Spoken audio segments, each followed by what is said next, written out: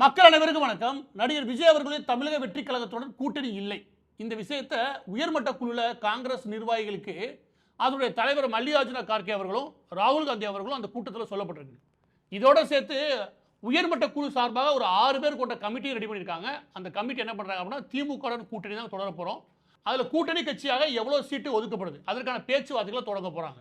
இதுதான் இப்போது இருக்கக்கூடிய மிக முக்கியமான செய்தி. இது ஏன் மிக முக்கியமான செய்தியாக இருக்கு அப்படின்னா, தமிழக வெற்றி கழகம் தொடங்குறதுக்கு முன்பு இருந்தே விஜய் அவர்களுடைய மிக முக்கியமான கணக்கு, தீவிரமான கணக்கு என்ன அப்படின்னா, தனக்குன்னு ஒரு கூட்டணியை உருவாக்கணும். அந்த கூட்டணியில் காங்கிரஸ் கட்சி இணையணும்.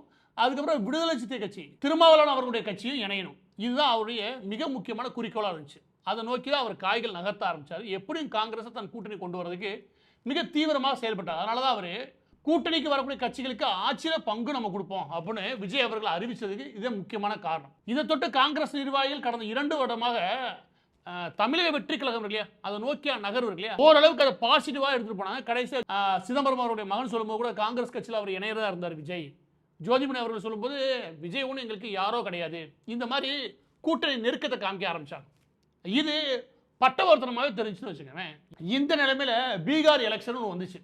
அந்த பீகார் எலெக்ஷனில் மிகப்பெரிய தோல்வியை தோணுன காங்கிரஸ் இல்லையா, அந்த நேரத்தில் எம்.கே. ஸ்டாலின் ஒரு முக்கியமான செய்தி ஒன்று கொடுக்குறாரு. அது என்ன அப்படின்னா, தன்னுடைய ட்விட்டர் ஃபேஸ்புக் பக்கங்களில் ஒரு பதிவு ஒன்று போடுறாரு. அது என்னன்னா, பீகாரில் வெற்றி பெற்ற நிதிஷ்குமார் அவர்களுக்கு வாழ்த்துக்கள். அங்கே அதே நேரம் தேஜஸ்வி யாதவ் அவர்கள், அதாவது லல்லு பிரசாத் அவருடைய மகன் இருக்கார்ல, அவர் கடினமாக வேலை பார்த்துருந்தாரு, கடினமாக உழைச்சிருந்தாரு, அவருக்கும் பாராட்டுகள் இப்படி சொல்லிட்டு நேராக உள்ள போயிட்டார்.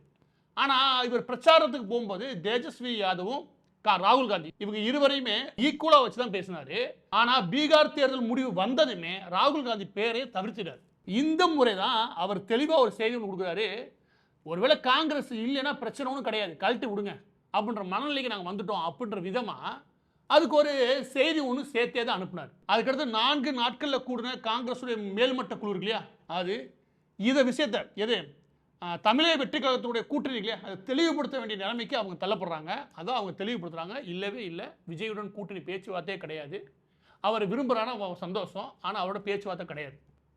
இருக்கக்கூடிய திமுகவுடன் தான் போக விரும்புகிறோம், அவங்களோட தான் கூட்டணி சம்மந்தப்பட்ட சீட்டு எவ்வளோன்ற விஷயத்தை பேச போகிறோம். அதுக்கான கமிட்டி நாங்கள் அறிவிச்சிட்டோம், அதுக்கான நிர்வாகிகள் நாங்கள் அறிவிச்சிட்டோம், முடிச்சிட்டாங்க.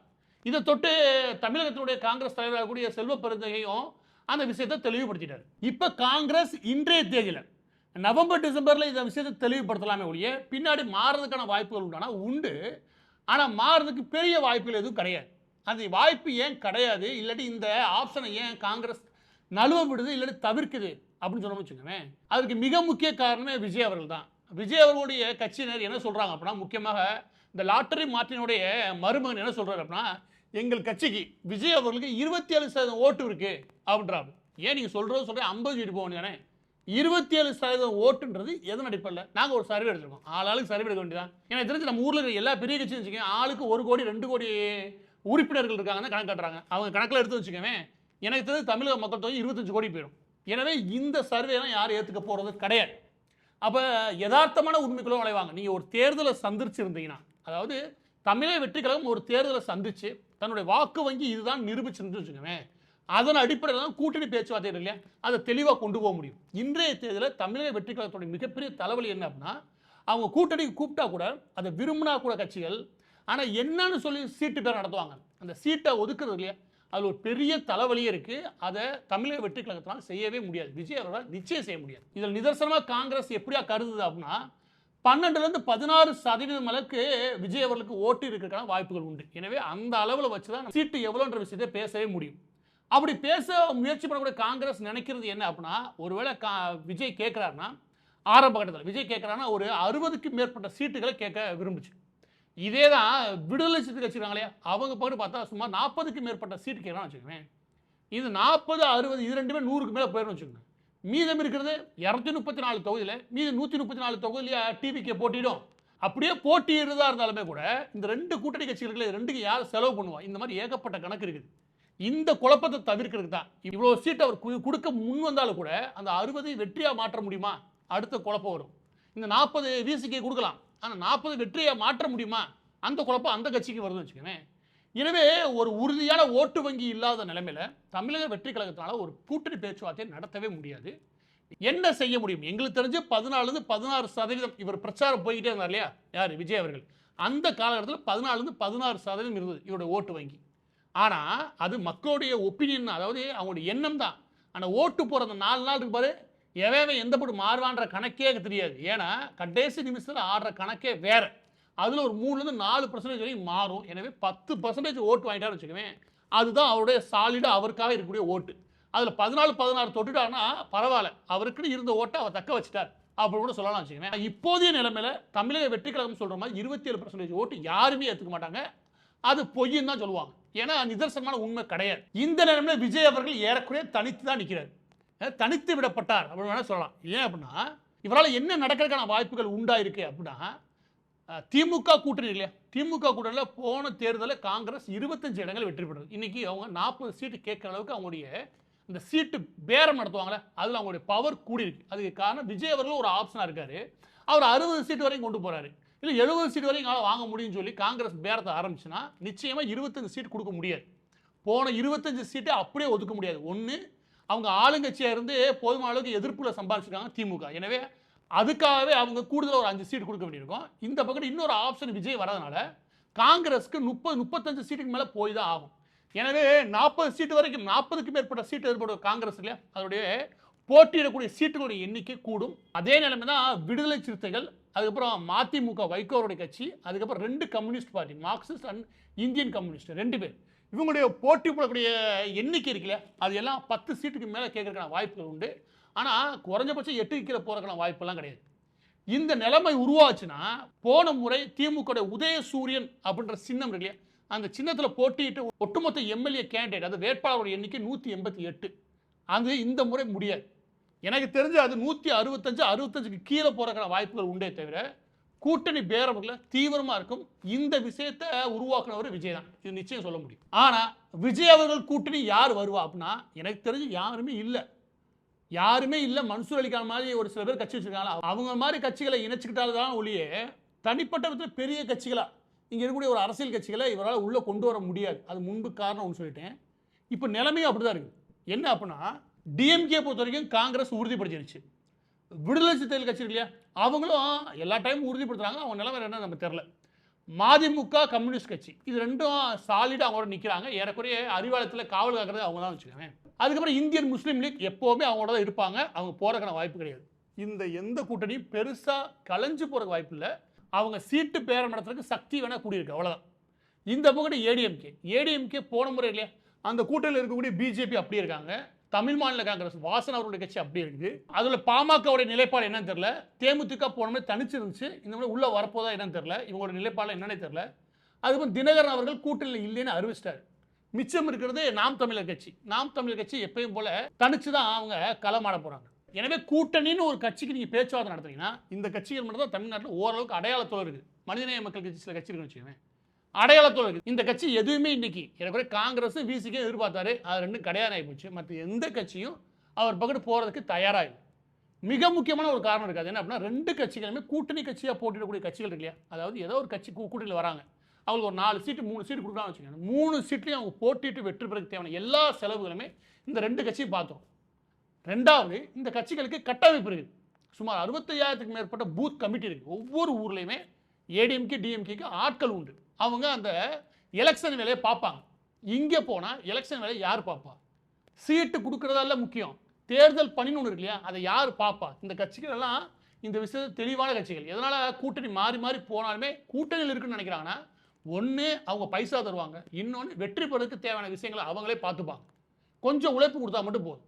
எனவே இந்த மாதிரி இருக்கக்கூடிய கட்சிகள் எதுவுமே இப்போதைக்கு விஜய் அவர்கள் பக்கம் போகாத நிலைமையில விஜய் அவர்கள் வரக்கூடிய தேர்தலை பொறுத்த வரைக்கும் இப்போதே அவர் தனித்து விடப்பட்டார்னு சொல்லணும். இந்த நிலைமை 2026 பொறுத்த வரைக்கும் இன்றைய தேதியில் எப்படியான பிரதிபலிப்பு இருக்க வாய்ப்பு உண்டு? போன தேர்தலை பொறுத்த வரைக்கும் செக்குலர் ப்ராக்ரசிவ் அலையன்ஸ், அதாவது டிஎம்கே ஒரு தலைமையில் இருக்கக்கூடிய கூட்டணி இருக்குல்ல, அது சுமார் 45.3% அளவிற்கு ஓட்டு வாங்கினாங்க. எடப்பாடி பழனிசாமி அவர்கள் தலைமையில் அதிமுக தலைமையில் இந்த கூட்டணி இல்லையா, அது சுமார் 39.7% அளவிற்கு ஓட்டு வாங்குச்சு. பெரிய டிஃபரன்ஸ்லாம் கிடையவே கிடையாது. இப்போ ஆளுங்கட்சியாக போதுமான அளவுக்கு கெட்ட பேரை சம்பாதிச்சிருக்கு. எதிர்கட்சிகள் போராட்டம் நடத்தலைன்னா கூட மக்கள் மத்தியில் ஒரு போதுமான அளவுக்கு கெட்ட பேரை திமுக சம்பாதிச்சிருக்கு. எனவே ஒரு 5% ஓட்டு வரைக்கும் கீழே சரியறதுக்கான வாய்ப்புகள் உண்டு. இந்த பக்கம் ஏடிஎம்கே உட்கட்சியில் சில குழப்பங்கள் இருந்தாலுமே கூட என்டிஏ கூட்டணி பொறுத்த வரைக்கும் அதை உருவாக்குறதுல பிஜேபி கெட்டிக்காரதெல்லாம் பண்ணிடுது. அந்த ஓட்டை அவங்க தக்க வச்சாலே போதும். கூடுதலாக அந்த ஆளும் தரப்புக்கு எதிராக இருக்கக்கூடிய இல்லையா அந்த ஓட்டு நகர்ந்துச்சுன்னா ரொம்ப நகரலைனா கூட 40 பிடிச்சிட முடியும். எனவே இந்த 2 கட்சிகளுடைய கூட்டணி இல்லையா இந்த 2 கட்சிகளுமே ஏற்கனவே ஈக்குவலாக தான் இருக்காங்க இன்றைய தேதியில். இதில் விஜய் அவர்களுக்குடைய ஒரு மிகப்பெரிய பங்கு இருக்கும். ஒரு வெற்றி பெற்று ஒரு 10 எம்எல்ஏ 5 எம்எல்ஏ வச்சுதான் வச்சுக்கோங்க, அவர் துணை முதல்வர் ஆக கூட வாய்ப்பு இருக்கு. ஆனால் என்ன விஜயே வெற்றி பெறுவான்றதான் சந்தேகமே. எதனால் அப்படின்னா வெறும் பிரபலம்ன்ற தன்மை மட்டும் பத்தாது, தேர்தலில் வெற்றி பெறுவதற்கு கள அரசியல் ஒன்று இருக்கு இல்லையா, களத்தில் அந்த கட்டமைப்புன்னு ஒன்று இருக்கு இல்லையா, இந்த கட்டமைப்பை தீவிரமாக இவங்களால் உருவாக்க முடியல. இன்ன வரைக்கும் பிரச்சாரங்கள் அந்த பிரச்சாரங்களை பெரிய அளவு மாட்டிக்கிட்டாங்க. இதுக்கப்புறம் அவங்க பிரச்சாரம் மேற்கொள்ள விரும்புறது என்ன அப்படின்னா சேலத்துக்கு போக விரும்புகிறாங்க. டிசம்பர் 4 இருந்து அதுக்கான பெர்மிஷன் கேட்டிருக்காங்க. சேலத்துலேருந்து அவர் மீண்டும் பிரச்சாரத்தை ஆரம்பிக்க விரும்புகிறாரு. ஆனால் அதை ஒட்டி கார்த்திகை பண்டிகை, அதுக்கப்புறம் பாபர் மசூதி இடிப்பு, இந்த 2 தினங்கள் வரதுனால டிசம்பர் 4 கொடுக்க வாய்ப்பு இல்லை, டிசம்பர் 8 தாண்டதுக்கு வாய்ப்பு உண்டு. ஆனால் என்ன சிக்கல் அப்படின்னா 2026 தேர்தல் அடுத்த 3 மாதத்தில் வந்துடும், ஏப்ரல் மாதத்தில் வந்துடும். இருக்கிறது 90 நாள் விஜய் அவர்களுக்கு. சாவகாசமாக எந்திரிச்சு வந்து இங்கே அரசியல்லாம் பண்ண முடியாது. கரூர் விவகாரம் நடந்து ஒரு 2 வாரம் ஓகே, அதுக்கப்புறம் அவர் கிளம்பிருக்கணும். அவர் வெளியே வரவே இல்லை. அதுக்கப்புறம் டிசம்பரில் தான் வெளியே வர முயற்சி பண்ணுறாரு, அதுவும் தள்ளி போகுதுன்னு வச்சுக்கோங்க. இது நிலம் இந்த நிலமே போச்சுன்னா அங்கிட்ட ஒரு 60 நாட்களில் எல்லாமே கூட்டணி முடிவாகி களத்துக்கு போயிடுவாங்க. அப்போ அவருடைய நிலைமை என்னவா இருக்கும் அப்படின்னா இன்றைய நிலைமையிலேருந்து எந்த நிலைமையும் மாறாது. அவர் தனித்து விடப்பட்டவராக தான் இருப்பார். தனித்து விடப்பட்ட நபரால் என்ன பண்ண முடியும்? 234 தொகுதியிலையும் நான் எம்எல்ஏ கேண்டிடேட் போடுறேன் அப்படின்னு சொல்லி முதல் கட்டத்தில் ஒரு 150 வேட்பாளர் அறிவிச்சார்னா, நம்ம டிஎம்கே சொல்கிறேனே ஆளுங்கட்சியார்னு நல்லா கொளுத்து பார்த்துருக்கு காசை, ஒரு 400 கோடி அதுக்கு ஒதுக்கி வச்சு வச்சுக்கவேன். என்னப்பா சொல்கிறீங்க அப்படின்னு கூப்பிட்டு வச்சு ஒரு 80 பேரை கூப்பிட்டு வச்சு ஆனாலும் மாவட்ட செயலாளர் எழுப்பி விட்டு வச்சுக்கோங்க, எவன் முடியுமோ அத்தனை பேர் விலைக்கு வாங்க அப்படின்னு வச்சுக்கோங்க. அவங்க எல்லாம் விலைக்கு வாங்க போகிறது அறிவிச்சவனும் ஆக போகிறது கிடையாது. இந்த நாமினேஷன் இருக்குல்ல, அந்த வேட்பாளர்கள் தாக்கல் பண்ண போவாங்க பாருங்க, அதுக்கு 2 நாளைக்கு முன்னாடி அறிவிச்சு விட்ருவாங்க. அப்படி பண்ணும்போது ஒரு 40 50 வேட்பாளர் தாவினான்னு வச்சுக்கோங்க, விஜய் அவர்களுடைய கட்சிக்கு இன்னும் பெரிய நெருக்கடியை பெரிய தலைவலியை கொடுக்க முடியும். கொடுக்கறதுக்கான வாய்ப்பு உண்டா? 100% வாய்ப்பு உண்டு. நான் சொன்னது ஒரே ஒரு ஆப்ஷன். இதுக்கப்புறம் என்னென்ன சிக்கலெல்லாம் உருவாக்கலான்னு இங்கே நீங்கள் அரசியல் நல்லா யோசிச்சு வச்சுக்கவேன். அந்த வேட்பாளர்களை ஆட்டம் காண வைக்கிறது இல்லையா, அது ரொம்ப எளிமையான விஷயம். வேட்புமனு தாக்கல் பண்ணிடு, நீ பிரச்சாரத்துக்கே போகாது, அப்போயும் உனக்கு 4 கோடி தரேன் அப்படின்னு வச்சுக்கவேன், அப்பவும் காலி. எனவே வேட்பாளர் விலைக்கு வாங்குறது மட்டும் பிரச்சனை கிடையாது, வேட்பாளர் சக்ஸஸ்ஃபுல்லாக தாக்கல் பண்ணி அவர் பிரச்சாரத்துக்கே போகாமல் தடுக்கிறது கூட இந்த சக்தி உண்டு. ஏன்னா எல்லாத்துக்கும் போதுமான டப்பு திமுக இருக்குது. இது இன்னொரு பெரிய நெருக்கடி. கூட்டணியே இல்லாத நிலைமையில ஏப்ரல் 4ஆம் தேதி தன்னுடைய பிரச்சாரத்தை மீண்டும் தொடங்க போவதாக சொல்லக்கூடிய விஜய் அவர்களுடைய அடுத்த கட்ட முயற்சி இருக்குல்ல, அது நிச்சயம் மீடியாவுக்கு மிகப்பெரிய தீனியா மாறும். ஆனால் தேர்தலில் ஒரு பெரிய வைப்ரேஷனையோ தேர்தலில் ஒரு பெரிய எதிரொலிப்பையோ உருவாக்குமானா இப்போதைய தேர்தல் அது ஒரு பெரிய சந்தேகம் தான். சரி, அவரால் சரியான கூட்டணிகளை அமைச்சிட முடியுமானா எனக்கு தெரிஞ்சு இப்போதைய நிலைமையில கூட்டணி அமைக்கிறதுக்கான வாய்ப்பே கிடையாது. சரி, நல்ல வேட்பாளர்கள் அறிவிச்சிடானா அவர் கையில் இருக்கிற மாவட்ட செயலாளர்களே அவங்களுடைய பவரே கம்மி, அவங்களுக்கு தேர்தலே தெரியாது, அவங்களுக்கு தெரிஞ்சது விஜய், அவங்க நம்புறது எல்லாமே விஜய் எல்லாமே பார்த்துப்பாரு. அவங்க நினச்சிருக்காங்க ஓகே எலெக்ஷன் அறிவிச்சதுக்கப்புறம் விஜய் அவர்கள் உள்ளே வந்து இந்த போட்டி எடுப்பார் இல்லையா, அப்படி எல்லாத்தையும் போட்டி எடுத்துருவார் அப்படின்ற ஒரு மனநிலையில் வாழ்ந்துருக்காங்க. ஆனால் எலெக்ஷன் வேறு, சினிமா வேறு, அந்த ஸ்கிரிப்டே வேறு. சரியா, இந்த யதார்த்தம் புரியாத நிர்வாகிகள் தான் 99% விஜய் அவருடைய கட்சி. அந்த கட்சிக்கு இருக்க ஒரே பலம் விஜய் மட்டும்தான். ஆனால் அதுவே அந்த கட்சிக்கு ஒரு பெரிய பலவீனமும் கூட. ஏன்னா அது யாருமே இல்லை. அவன் 10ஓட இறுதியாக கரூர் போன்ற அவ்வளோ பெரிய மோசமான விவகாரம் நடந்த போய் கூட விஜய் அவர்களுக்கு காங்கிரஸ் வெளிப்படையாக வந்து ஆதரவு தெரிவிக்கவே இல்லை. இருந்தாலும் அவர் மனசுக்குள்ள பெரிய அளவில் காதலை வளர்த்துருந்தார் யார் மேலே, காங்கிரஸ் மேலே. எப்படியாவது காங்கிரஸ் நம்மகிட்ட வரும், காங்கிரஸ் வந்துட்டா நம்ம தான் ஒரு முக்கியமான எதிர்கட்சி அப்படின்னு ஒரு பின்பத்தை உருவாக்கிடலாம். காங்கிரஸ் வந்துருச்சு வச்சுக்கேன், திமுகவை விட்டுட்டு காங்கிரஸ் வந்துருச்சுன்னா திமுகவை நம்பலை விஜயை நம்புது அப்படின்னு ஒரு பெரிய பின்பத்தை விஜய் அவர்களால் கட்டமைக்க முடியும். அது நடக்காது அப்படின்ற ஒரு முடிவுக்கு காங்கிரஸ் இன்னைக்கு அறிவிச்சிருக்குது. இது விஜய் அவர்களுடைய அரசியல் நகர்வுகளில் மிக முக்கியமாக பார்க்க வேண்டிய விஷயம். இது பெரிய செட்பேக் அவருக்கு.